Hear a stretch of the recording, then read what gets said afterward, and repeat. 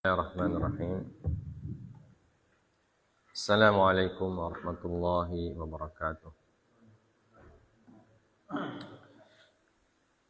Alhamdulillahi rabbil alamin.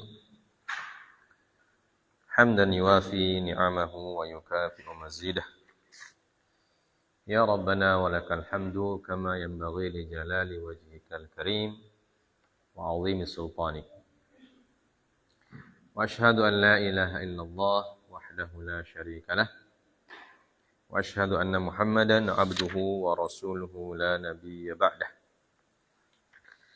Allahumma salli wa sallim wa barik ala nabiyyina Muhammadin sallallahu alaihi wasallam wa ala alihi wa ashabihi wa man tabi'ahum bi ihsanin ila yaumiddin. Allahumma 'allimna ma yanfa'una wa anfa'na bima 'allamtana. Allahumma zidna ilman warzuqna fahman. Pertama-tama marilah kita senantiasa memanjatkan puji dan puja serta syukur kehadirat Allah Subhanahu wa taala atas limpahan karunia yang dicurahkan kepada kita sampai pada saat ini.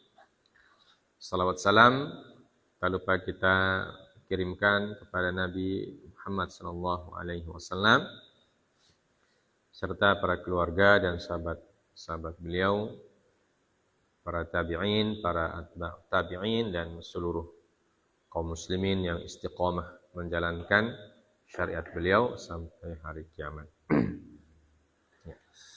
Nah, kita lanjut belajar tentang adab-adab ketika menuntut ilmu.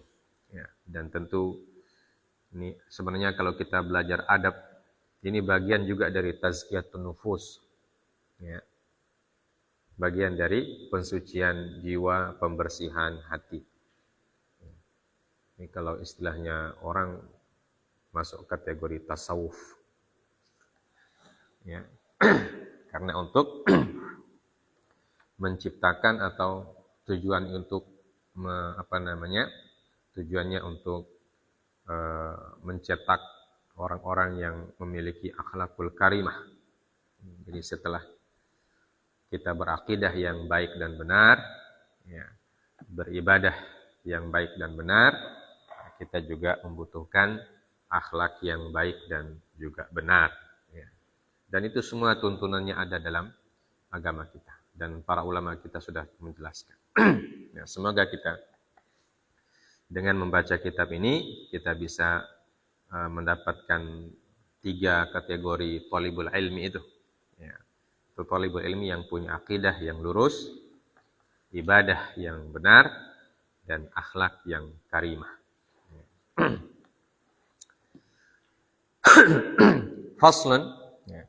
Qala al-muallifu al-imamu an-Nawawi rahimahullahu ta'ala rahmatan wasi'ah. Faslun, wa yanbaghi aidan an yata'addaba ma'a rifqatihi wa hadiri majlis asy-syaikh. Fa inna dhalika ta'addubun ma'a asy-syaikh wa siyanatun li majlisihi. Wa yaq'udu baina yaday asy-syaikh qi'datal muta'allimin la qi'datal mu'allimin. Wa la yarfa'u sawtahu raf'an balighan min ghairi hajah. Wa la yadhhak wa la yukthirul kalam wa la yukthiril kalama min ghairi hajah. Wa la ya'bath biyadihi wa la bighairiha. Wa la yaltafit yaminan wa la shimalan min ghairi hajah. Bal yakunu mutawajjihan ila syaikhi musghiyan ila kalamihi. Fasal, dan seharusnya juga ia atau seorang talibul ilmi an yata'addaba ma'a rifqatihi, ya, beradab atau sopan dan santun dengan atau bersama rifqah, temannya. Jadi seorang thalib yang baik itu adabnya atau sopan santunnya kepada semua orang. Kepada guru, atau kepada teman, atau bahkan pada dirinya sendiri. Ada adab ma'as syekh, adab ma'ar rifqah, adab ma'an nafs. Adab kepada guru, adab kepada teman, dan adab kepada diri kita sendiri. Adab kepada diri kita sendiri ya bagian dari adab kepada semua. Ya, berpenampilan yang rapi itu adab pada diri sendiri juga. Ya. Untuk apa? Karena adab kepada orang lain dan adab kepada guru, adab kepada teman itu menampakkan jati diri kita. Nah, jati diri kita sebagai seorang thalibul ilmi itu harus berbeda dengan orang yang awam. Berbeda dengan orang yang tidak menuntut ilmu. Ya, contohlah Jibril ketika dia datang bertanya tentang iman, Islam, dan ihsan itu. Dan hadis itu selalu akan diangkat dalam ketika kita membahas tentang adab-adab menuntut ilmu. Bagaimana adabnya Jibril bersama Rasulullah SAW? Penampilannya bagaimana? Dan cara bertutur katanya bagaimana? Sikapnya bagaimana? Semuanya bisa dijadikan contoh. Makanya di ujung hadis itu Rasulullah mengatakan kepada Umar bin Khattab, "Innahu Jibril atakum yu'allimukum apa? Dinakum." Jibril itu yang datang, wahai Umar. Dia datang untuk apa? Datang untuk mengajarkan kepada kalian agama kalian. Dan yang namanya agama itu bukan sekedar teori. Bukan sekedar hafal rukun iman, rukun Islam, dan rukun ihsan. Bukan cuma sekedar itu. Yang namanya agama itu seluruhnya. Menghafal rukun iman, rukun Islam, rukun ihsan, itu bagian pertama. Melaksanakannya. Dan termasuk sikap Jibril ketika bertanya kepada Nabi Muhammad SAW. Dan juga sikap Nabi Muhammad SAW ketika menjawab. Itu bagian dari agama semua. Makanya kalau kita membahas hadis Jibril itu sangat panjang pembahasannya, bisa berjilid-jilid. Dan banyak para ulama yang menjelaskan hadis itu panjang lebar. Padahal itu hadis itu. Cuma satu itu hadis. Tapi dijelaskan oleh para ulama. Ada yang jelaskan dengan singkat, ada yang jelaskan dengan panjang lebar, ada yang jelaskan dengan mengistimbat hukum-hukum, atau menggali hukum-hukum. Ada yang menggali tentang adab-adab, menggali tentang macam-macam itu. Nah, itulah yang disebut dengan agama. Jadi agama itu bukan hanya menghafal teori atau menghafal definisi atau menghafal bagian-bagian. Menghafal itu langkah pertama itu. Nah, termasuk yata'addab ma'a rifqati. Itu bagian dari agama juga. Dan orang yang punya adab itu adalah orang yang artinya dia mendidik dirinya menjadi orang-orang yang soleh, orang-orang yang berakhlak. Dan itu akan menjadikan dia menjadi orang-orang yang jiwanya menjadi bersih. Ya ta'addab ma'rifqatihi wa hadiri majlis syekh. Dan orang-orang yang hadir di majelis syekh itu. Majelis guru kita. Karena biasanya ada juga yang hadir itu bukan teman kita. Hanya teman kita bermain atau teman kita satu kelas.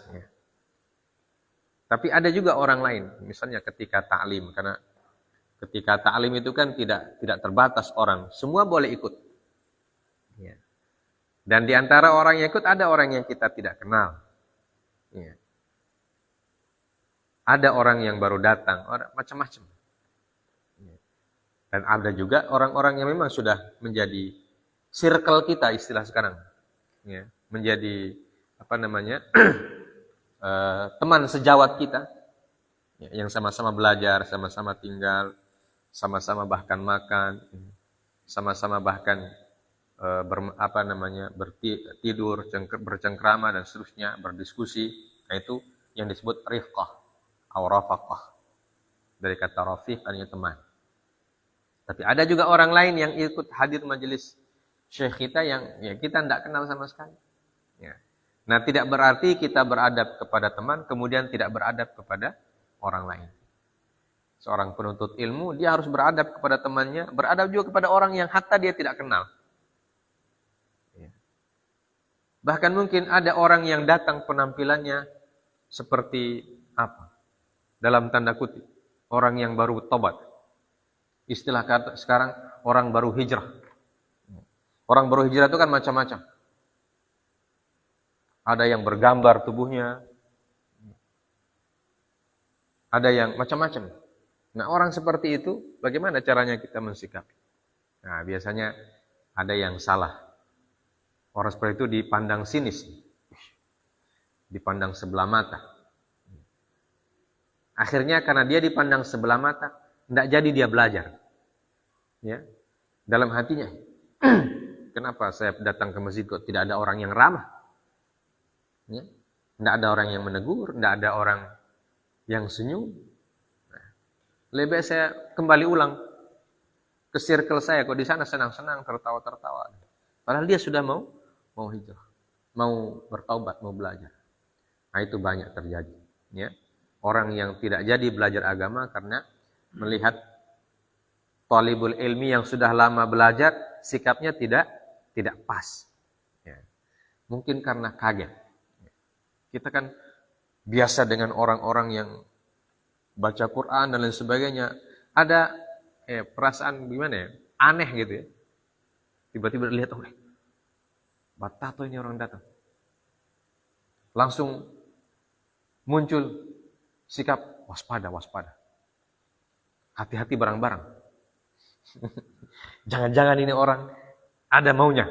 Ya. Nah, itu ada perasaan atau pada dhon, ya. Perkiraan-perkiraan atau persangkaan-persangkaan yang negatif. Ya. Tidak salah juga persangkaan begitu, tapi jangan ditampakkan sekali. Ya. Jangan ditampakkan sekali. Supaya apa? Supaya dia bisa belajar juga. Ya. Bahkan bisa menjadi memang orang baik, yang berniat datang baik. Ya. Ini, dan untuk punya sikap seperti ini memang tidak bisa hanya dengan teori, tapi harus berlatih. Ya, harus berlatih. Terkadang kita duluan persangkaan buruk kepada orang. Ya, padahal dia memang niatnya tulus. Tapi ada juga yang memang niatnya tidak baik. Memang. Nah, itu kan agak susah membedakan mana orang yang buruk dan mana orang yang baik. Karena niat itu kan kita tidak tahu di dalam hati orang. Ya. Jadi sikap, wajah, ya, tutur kata, tapi juga tetap waspada. Dan itu memang membutuhkan waktu untuk punya punya sikap yang kita tunjukkan kepada orang itu yang pas. Nah, ya kita baca dulu teorinya, sambil latihan, ya, sambil latihan supaya teori yang beliau sebutkan ini ya, bisa terwujud. Ya, ini namanya thalibul ilmi itu tidak bisa satu kali. Ya. Harus sampai kapan? Entah sampai kapan. Ya, namanya thalibul ilmi. Ya, belajar sampai akhir hayat.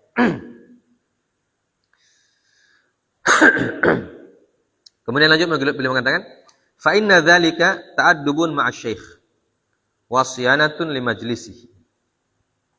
Karena hal tersebut juga bagian dari adab kepada syekh dan siyanah, menjaga majelisnya, sikap menjaga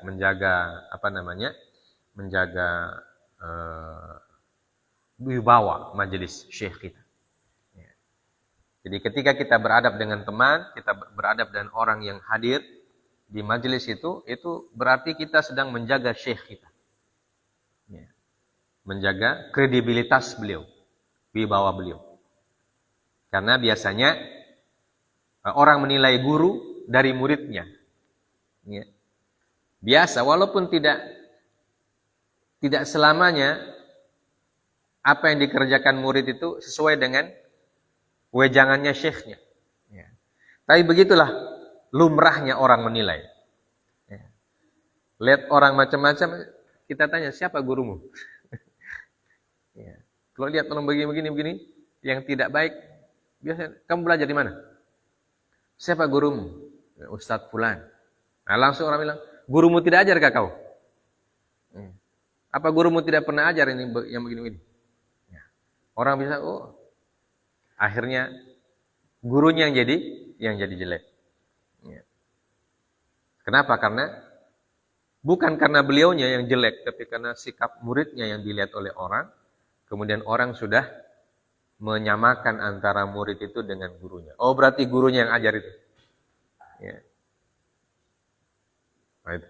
Maka ketika kita beradab kepada teman, kepada orang yang hadir di majelis ilmu guru kita, nah, itu sekaligus juga menjadi penilaian. Oh, ternyata ini ustadz ini dia punya murid sopan-sopan. Ya. Muridnya berilmu, tapi sopan-sopan, tidak sombong, ramah, suka senyum, ya. Suka menolong, Oh, berarti gurunya bagus. Ya. Berarti ini yang diajar oleh gurunya mereka laksanakan. Nah gitu, biasanya itu juga penilaian. Ya, makanya kewajiban kita sebagai seorang murid, ya, kita harus menjaga wibawa guru kita dan nama guru kita di hadapan orang lain. Ya. Dengan cara menunjukkan bahwa kita, hasil dari didikan guru kita adalah kita ini. Ya. Nah kalau kita jelek, berarti orang akan mengatakan hasil didikannya si Fulan. Terkenal dia begini. Tidak ada guna dia belajar. Dan seterusnya. Kata-kata dan pendapat yang negatif. Ya. Nah itu kata beliau, fa inna dzalika ta'addubun ma'asy-syaikh wa siyanatun li majlisi. Adab kita kepada orang lain sebagai murid mencerminkan adab kepada guru dan juga bisa menjaga wibawa, ya, guru kita dan menjaga wibawa majelisnya itu, majelis syekh yang kita pelajari. Baik. Wa yaq'udu baina yaday syekh qi'datal muta'allimin la qi'datal mu'allimin. Kemudian dia duduk di hadapan syekh ketika belajar itu dengan duduknya seorang muta'allim. Duduknya orang yang mau belajar ilmu. La qi'datal muallimin. Bukan duduknya seorang guru. Jadi kita harus bisa menempatkan posisi kita dengan sesuai pada posisinya masing-masing. Ketika kita jadi guru dan ketika kita jadi murid. Ya seperti Imam Asy-Syafi'i. Nah, beliau imam besar. Banyak muridnya. Tapi ketika sampai di majelisnya Imam Malik, beliau bersikap seperti murid, walaupun beliau sudah terkenal. Ya. Imam Syafi'i itu kan terkenal sejak masih belajar di Mekah. Beliau kan belajar pertama di Mekah, kemudian pergi ke Madinah. Di Mekah itu sudah terkenal beliau. Bahkan 15 tahun sudah menjadi mufti di Masjidil Haram. Ya. Imam Syafi'i itu 15 tahun jadi mufti. Dan yang mengizinkan dia jadi mufti di Masjidil Haram, beliau menjadi mufti, gurunya sendiri. Al-Imam Az-Zinji namanya. Abu Muslim Az-Zinji. Ya, mufti pertama, atau mufti utama di Masjidil Haram pada masa itu.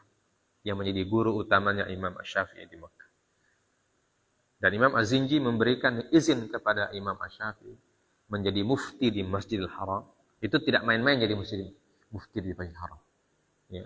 Itu orang harus tingkat ilmunya sudah harus sangat tinggi sekali. Ya. Beliau diizinkan di usia yang 15 tahun bayangkan. Kita orang 15 tahun baru belajar Iqra. Beliau sudah jadi mufti. Setelah itu baru beliau belajar ke Madinah, ke Imam Malik. Jadi memang sudah jadi imam memang. Tapi ketika beliau di Masjid Imam Malik, beliau tetap bersikap seperti murid. Ya. Bahkan ditanya oleh orang, beliau tidak jawab. Beliau bilang, jangan tanya sama saya. Tanya saya punya guru, ini majelis beliau. Walaupun beliau tahu jawaban dari pertanyaan itu, beliau tahu. Tapi beliau karena menjadi murid, ya, harus menghormati gurunya. Ya, beliau tidak mentang-mentang. Tapi beliau, ini disebutkan yajlisu qa'datal muta'allimin. Nah, begitu juga kepada Imam Ahmad. Imam Ahmad bersikap kepada Imam Asy-Syafi'i. Ya. Beliau sangat menghormati Imam Syafi'i, bahkan beliau mengatakan kepada anaknya Imam Asy-Syafi'i ketika Imam Asy-Syafi'i sudah wafat, Imam Ahmad bertemu dengan anaknya Imam Asy-Syafi'i. Beliau mengatakan, salah satu orang yang tidak pernah lepas dalam doa saya kepada Allah Subhanahu wa taala adalah abahmu katanya. Ya. Jadi beliau selalu mendoakan Imam Syafi'i dengan kebaikan-kebaikan karena gurunya. Ya. Begitu juga sikap beliau kepada Imam Abdul Razak As-San'ani. Ya. Pokoknya begitulah sikap para ulama. Nah, begitu juga sikap Al-Imam An-Nawawi. Makanya beliau tuliskan ini dalam kitab beliau yang kita sudah sebutkan pekan lalu, bahwa kitab ini adalah apa yang sudah beliau lakukan dalam kehidupannya. Sehingga penulisannya juga ada ruhnya, ya, menulisnya ada ruh. Ya, bukan hanya sekedar tulisan biasa, tapi memang sesuatu yang sudah dijalani. Ya, kalau kita menulis sesuatu yang dijalani itu, menulisnya juga penuh dengan hati. Hati kita ikut dalam tulisan. Maka orang membaca juga merasa masuk dalam hati. Ya, sebagaimana kita mengajar. Ya, kalau kita mengajar dengan ikhlas, yang kita ajarkan itu sudah kita laksanakan, itu ketika kita mengajar, kita memberikan pengaruh yang besar kepada orang yang kita ajar. Seperti kata para ulama, ajaran yang muncul dari hati akan sampai ke hati. Ya. Tapi kalau ajaran yang cuma di mulut, ya, paling cuma sampai di telinga. Ya. Nah, kalau di telinga, iya kalau masuk, alhamdulillah. Kalau telinga cuma balik ulang, ya berarti. Nah ini pentingnya kita belajar adab-adab. Kemudian wala yarfa'u sautahu raf'an balighan min ghairi hajah. Dan jangan atau dia tidak boleh mengangkat suaranya di hadapan ustadznya atau di dalam majelis, ya, dengan suara yang keras yang tidak dibutuhkan. Ya. Mau bertanya tapi teriak. Padahal dekat dengan guru sih. Ya. Ini mengangkat suara boleh, tapi harus diukur. Ya. Apakah wajar atau tidak? Kalau kita mau bertanya di ujung kita duduk di paling ujung belakang, baru tidak ada mic, ya, mau bertanya, otomatis kasih keras suara supaya didengar. Ya. Tapi kalau kita duduk di situ, mau bertanya, berteriak sampai syekh kita kaget, itu tentu tidak boleh, tidak pas, ya, tidak beradab. Ustaz! Padahal di situ dia berduduk. Itu ustaz juga kaget, apa ini orang? Jadi la yarfa' sautahu raf'an balighan min ghairi hajah. Jadi kalau tidak dibutuhkan suara yang lantang, ya, pada asalnya suara kita harus rendah, di hadapan guru harus rendah, harus tawadhu. Ya. Tapi ada saatnya memang suara kita harus keras, ya, karena hajat. Ya. Nah, itu seperti kisah Al-Quran surah Al-Hujurat ketika Allah mengatakan la tarfa'u aswatakum fauqa sautin nabi. Ya. Jangan kalian angkat suara kalian melebihi volume suara Nabi. Ya. Ada salah seorang sahabat, lupa namanya. Ada salah seorang sahabat, dia tabiatnya memang keras dia suara. Ada orang yang memang biar bicara biasa-biasa, suaranya terdengar keras sekali. Ada orang gitu. Nah, ada sahabat ini yang dia punya tabiat memang suaranya keras. Ya. Kalau bicara sedikit, orang dengar kupingnya kayaknya dia punya volume suara tinggi. Ya. Ketika ayat itu turun, berubah dia sikap. Ya. Ketemu Nabi diam terus. Nabi heran, kenapa ini orang biasa bicara, baru sekarang tidak pernah bicara. Ditanya, menjawab seadanya. Oh, Nabi mengatakan, kamu ada apa? Kenapa tidak pernah bicara? Tanya, jawab seadanya. Biasanya banyak bicara. Dia jelaskan, ya Rasulullah, saya takut dengan ayat itu katanya. Ya, saya takut dengan ayat itu. Karena Allah melarang mengangkat suara melebihi suara Nabi. Sedangkan saya punya suara ini memang suara keras. Jadi saya takut katanya, jangan-jangan saya berdosa nanti ketika saya bersuara. Ya. Dan Nabi bilang bukan begitu, dia punya makna. Ya. Kalau kamu punya suara keras kan saya sudah tahu, kata Nabi. Itu suara keras itu maksudnya memang ketika tidak ada hajat dan berteriak-teriak, tidak ada alasan dan lain sebagainya, itu maksudnya.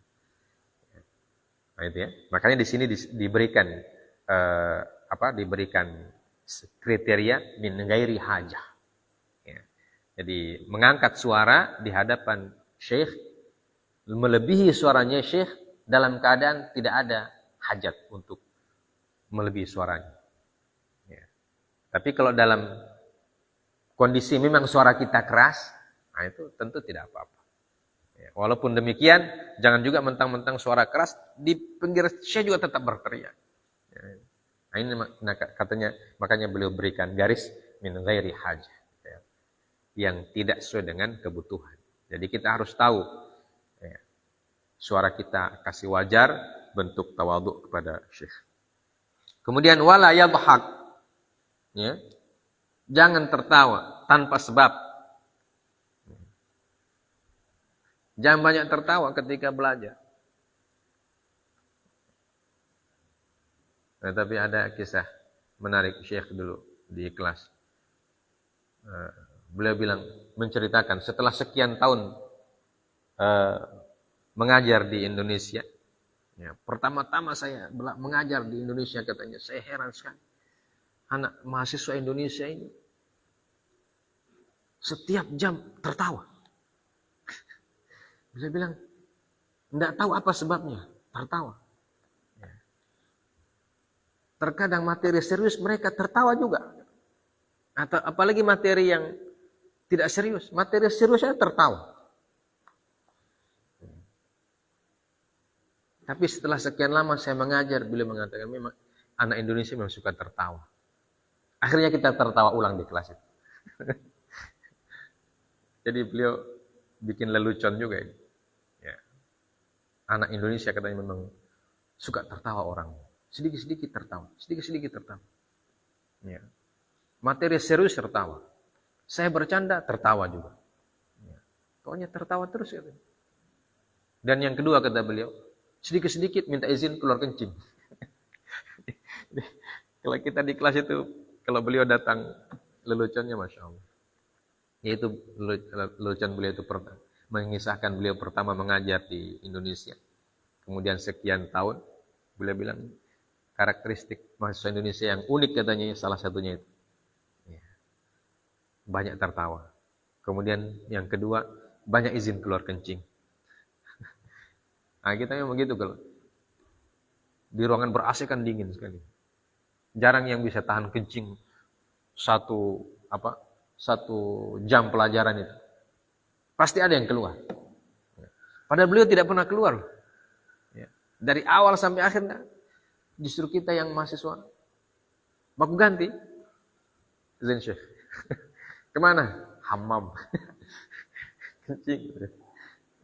Pasti setiap hari kan, pasti setiap hari. 2 atau 3, minimal 1 orang pasti. 1 jam pelajaran tuh pasti ada yang keluar minta izin kencing. Ya. Padahal saya mengajar tidak pernah keluar kencing. Nanti bel keluar baru pergi. Kalau mau kencing baru keluar kencing. Nah, itu kata dia bilang. Nah, itu tabiat ya. Kalau itu sudah tabiat itu, susah mau dirubah. Ya. Tapi paling tidak tertawa ini harus kita kita atur. Ya. Kalau tidak ada yang perlu ditertawakan, tidak usah tertawa. Ya.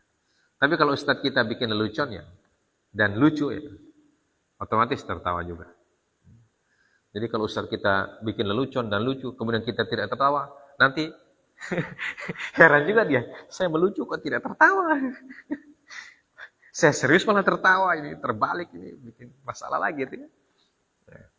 Intinya tidak tertawa di sini maksudnya tidak tertawa ketika memang tidak dibutuhkan tertawa. Ya, karena ustadz, syekh itu kan ketika mengajar tidak selalu juga tegang, ya. Ada juga jok-joknya. Dalam teori mengajar kan ada juga jok supaya membuat orang tersenyum, tertawa. Ya, Rasulullah juga ketika mengajar tidak tegang terus, ya. Tidak serius terus. Ya, kadang beliau bikin jok juga.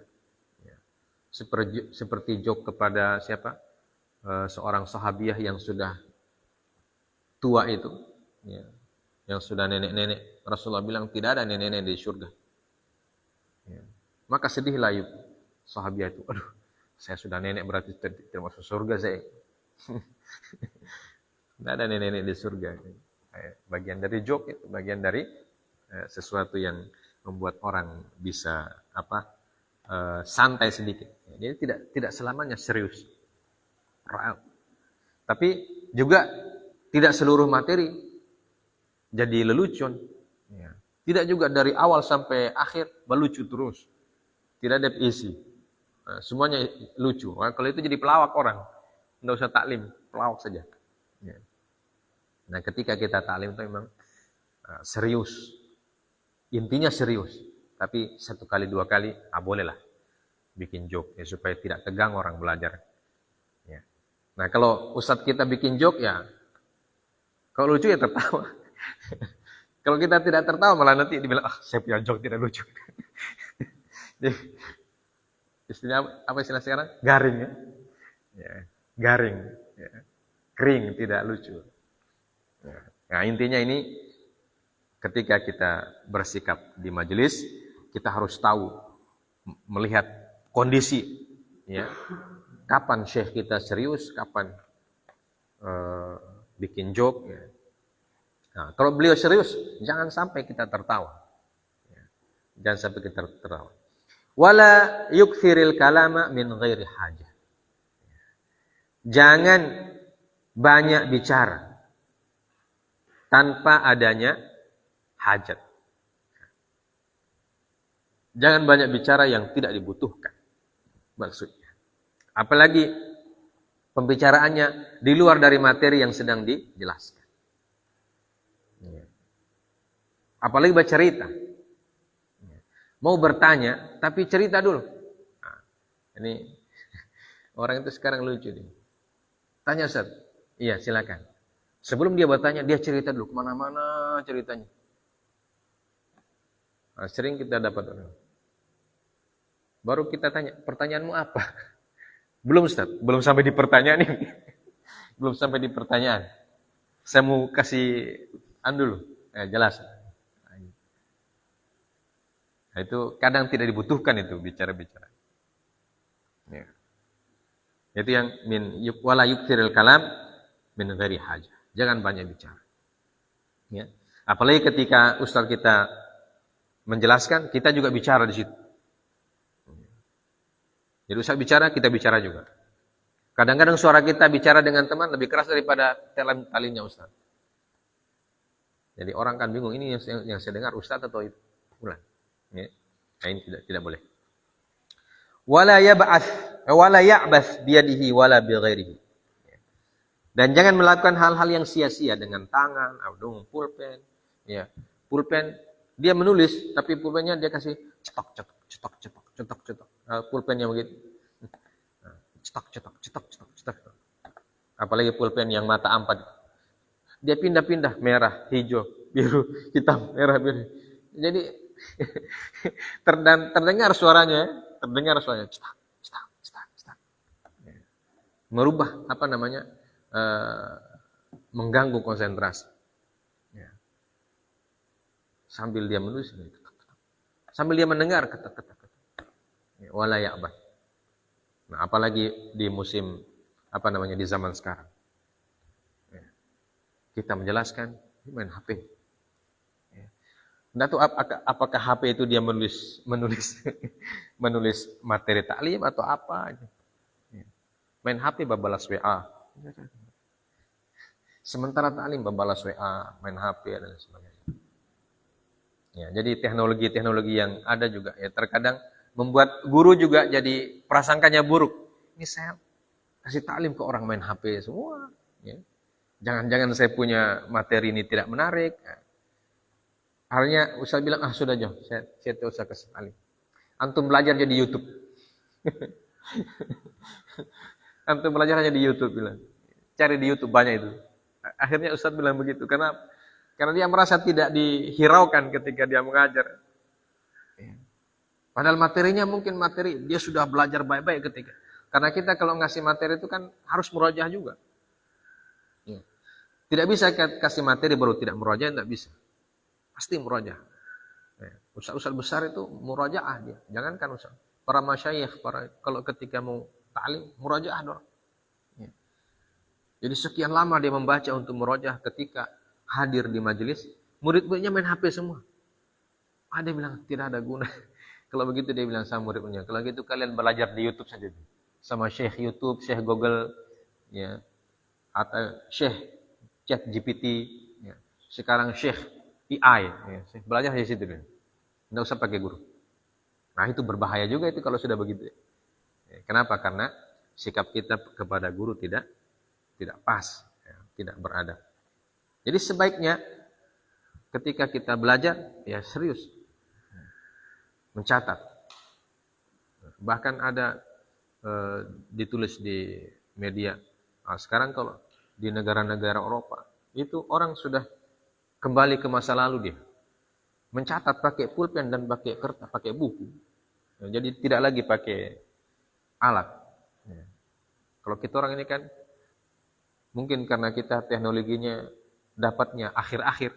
Jadi orang sudah lupa teknologinya itu, orang masih baru. Ya, jadi masih istilahnya mangkage. Masih mangkage. Nah, tapi orang di Eropa katanya sekarang itu kalau belajar anak-anak siswa itu pakai catat buku, pakai catatan biasa kertas. Ya. Karena mencatat itu membuat tangan juga menjadi terampil menulis. Ya. Karena kalau HP itu kan cuma kutik-kutik begitu. Tulisan jadi jelek. Ya, makanya Presiden Prabowo bilang sama Mendiknas harus ada lagi sekarang kurikulum menulis halus. Karena kenapa? Karena lihat tulisannya siswa tidak ada yang betul. Ya. Tulisannya tidak ada yang bagus. Ya. Kenapa? Karena jarang menulis. Ya. Apalagi gurunya guru-guru yang guru-guru yang ingin gampang, ya. Dia bilang pelajaran ini lihat di YouTube. Nah, dia suruh lihat di YouTube. Nah, lihat di Chat GPT. Ya. Nanti screenshot jawabannya kirim sama papa. Screenshot jawabannya kirim sama ibu. Ya. Jadi orang cuma screenshot kirim. Tidak lagi pakai menulis. Untuk apa menulis katanya? Tidak dibaca sama ibu guru. Screenshot saja. Nah ini, ada teknologi itu ada dampak positifnya, ada juga dampak negatifnya. Ya. Nah kalau dalam adab kita menuntut ilmu dalam kitab ini, ya, kita harus mencatat, ya, layak bas, ya, tidak melakukan hal-hal yang sia-sia dengan pulpen, dengan kertas, dengan HP apa semua. Ya. Dan dulu kita di Ma'had Ada Ustadz, Masya Allah, Ustadz Mesir, guru nahwu. Kalau beliau menjelaskan, tidak boleh orang menulis. Ya, tidak boleh orang menulis. Buku tidak boleh dibuka. Nanti beliau bilang buka buku, baru buka buku. Beliau bilang tulis, baru tulis. Ya. Satu kali anak duduk sebelah kiri, dekat tembok. Nomor 3 dari depan. Buku, saya begitu, bikin begitu.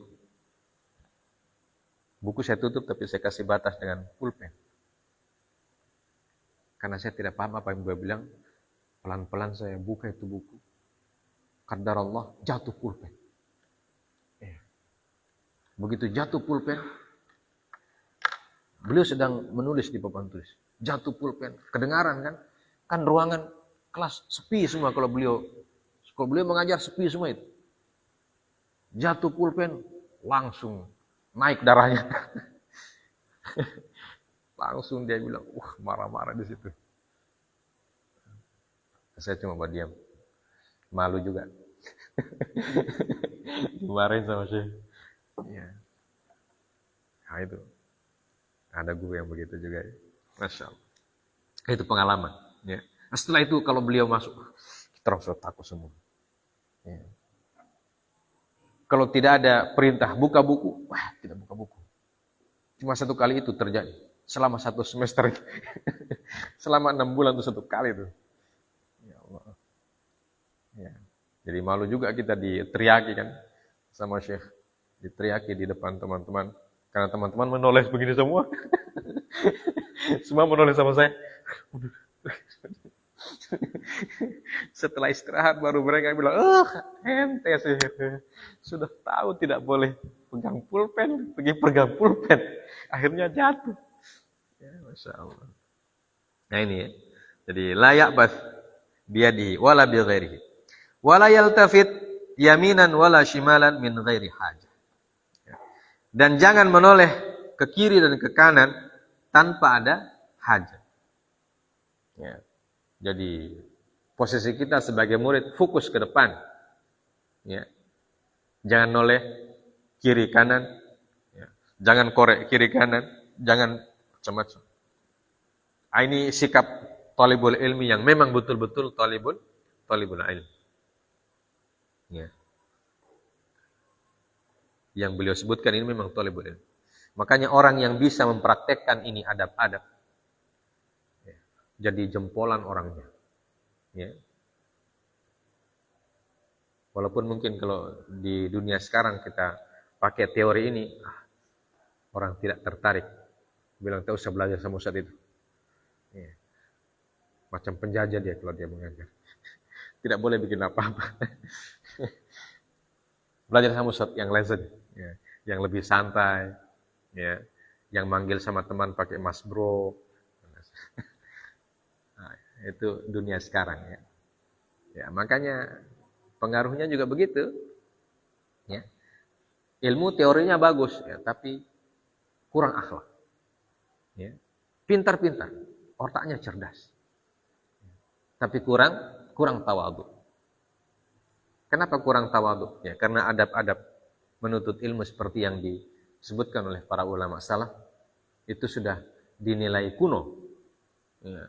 Sudah dianggap ketinggalan zaman. Ya. Akhirnya ya jadi begitu. Teorinya masuk, ya, ilmunya masuk. Ya. Tapi adabnya kurang. Ya, padahal ilmu itu adalah yang intinya itu ketika diwujudkan dalam bentuk adab dan akhlak. Ya, seperti kata Imam Ahmad, al-ilmu khasyatullah. Ya, ilmu itu orang yang adalah sesuatu yang membuat orang takut kepada Allah Azza wa Jalla. Orang yang takut kepada Allah, sikapnya bagaimana? Tawadhu, ya, tidak sombong, ya, tidak takabur, tidak mentang-mentang, ya, tidak merasa paling. Itu orang yang khasyatullah, orang yang takut kepada Allah Subhanahu wa taala. Jadi terwujud dalam sikapnya, terwujud dalam perilakunya. Dan dari mana didapat perilaku itu? Perilaku dari adab. Dan kapan kita belajar adab? Nah, ketika kita belajar ilmu itu. Jadi belajar adab dan belajar ilmu sekaligus. Jangan cuma ilmunya diambil, adabnya tidak. Nah, berarti tidak sempurna. Cuma dapat 50, belum 100. Ya. Makanya para ulama salaf, ketika mereka belajar ilmu itu, ketika mereka belajar teori, di situ juga mereka belajar adab. Makanya mulai dari sikap, cara duduk, cara bicara, ya, cara fokus, semuanya dipraktekkan satu kaligus di majelisnya syekhnya. Maka ketika keluar dari majelis itu, dapat semua. Ilmunya dapat, adabnya dapat. Sehingga langsung muncul jadi orang yang berbeda daripada orang yang tidak belajar. Nah, kalau sekarang kan, orang tidak belajar sama orang yang belajar sama saja kelihatannya. Tidak ada bedanya. Nah, kenapa? Karena dia hanya ambil ilmunya saja. Adabnya dia tidak ambil. Adabnya, bahkan mungkin dia ketika belajar, tidak pakai adab dia. Gitu. Jadi akhirnya gitu. Wallahu a'lam. Bal yakunu mutawajjihan ila syekh musghiyan ila kalam. Bahkan sikap seorang thalibul ilmi ketika dia ada di depannya syekh, ya, beliau mengatakan mutawajjihan ila syekh. Dia fokus ke arah syekhnya. Ya. Tidak santai kemana-mana. Ya. Apalagi kalau majelisnya banyak orang. Itu kan kita tidak kelihatan. Apalagi kalau badan kita kecil, di depan orang besar. Ya. Kita belajar, dapat tempat duduk di belakang. Santai. Begini. Syekh mengajar kita begini saja duduknya. Itu nanti, walaupun Syekh tidak tegur, mungkin karena dia tidak lihat. Tapi itu nanti beda nilainya dengan orang yang ketika belajar dia serius. Walaupun dia tidak dilihat Syekh, tapi dia tetap serius. Itu hasilnya beda. Ya. Hasilnya akan beda. Dari ilmu mungkin orang yang santai karena dia memang otaknya cerdas, dia bisa jawab. Tapi ketika dia terjun ke masyarakat, nampak dari sikapnya dan sebagainya. Karena orang itu kan beda-beda.